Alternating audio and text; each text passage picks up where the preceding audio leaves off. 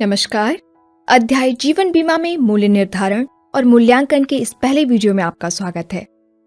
इस अध्याय का उद्देश्य शिक्षार्थियों को जीवन बीमा अनुबंधों के मूल्य निर्धारण और लाभों में शामिल बुनियादी तत्वों से परिचित कराना है। हम पहले उन तत्वों की चर्चा करेंगे जो प्रीमियम बनाते हैं और फिर अधिशेष तथा बोनस की अवधारणा पर चर्चा करेंगे। यहाँ हम निम्नलिखित विषयों को सीखेंगे। साधारण भाषा में प्रीमियम शब्द उस मूल्य को दर्शाता है जिसका बीमा पॉलिसी खरीदने के लिए बीमा धारक द्वारा भुगतान किया जाता है। इसे आमतौर पर बीमा धन के प्रति 1000 रुपए के लिए प्रीमियम की दर के रूप में व्यक्त किया जाता है। ये प्रीमियम दरें बीमा कंपनियों के पास दरों की तालिकाओं के रूप में उपलब्ध रहती हैं। इन तालिकाओं में मुद्रित दरों को ऑफिस प्रीमियम के रूप में जाना जाता है।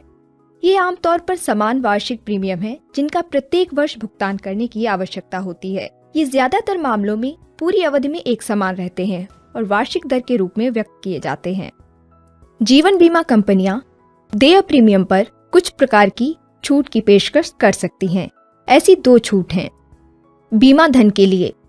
बीमा धन के लिए छूट उन लोगों को दी जाती है जो उच्च राशि वाली बीमा धन पॉलिसियां खरीदते हैं। उच्च बीमा धन की पॉलिसियां अधिक प्रीमियम अर्जित करती हैं और इसलिए अधिक लाभ प्राप्त करती हैं। प्रीमियम भुगतान की विधि के लिए जीवन बीमा कंपनियां वार्षिक, अर्धवार्षिक, तिमाही या मासिक आधार पर प्रीमियम भुगतान करने की अनुमति दे सकती हैं।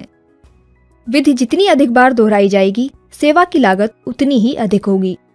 बीमा कंपनियां वार्षिक और अर्धवार्षिक विधि पर छूट की अनुमति देकर इनके माध्यम से भुगतान करने के लिए प्रोत्साहित करती हैं। अतिरिक्त प्रभार 2 भागों में विभाजित है। पहला है मानक जीवन। बीमित व्यक्तियों के एक समूह के लिए तालिकाबद्ध प्रीमियम वसूल किया जाता है जो एक अतिरिक्त जोखिम उत्पन्न करने वाले किसी भी महत्वपूर्ण कारक के अधीन नहीं है।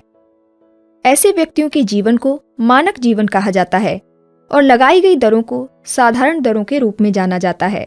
दूसरा, अगर बीमा के लिए प्रस्ताव करने वाला कोई व्यक्ति दिल की बीमारी या मधुमेह जैसी कुछ स्वास्थ्य समस्याओं से ग्रस्त है जो उसके जीवन के लिए खतरा उत्पन्न कर सकते हैं, तो ऐसे जीवन को अन्य मानक जीवन के संबंध में अधोमानक माना जाता है।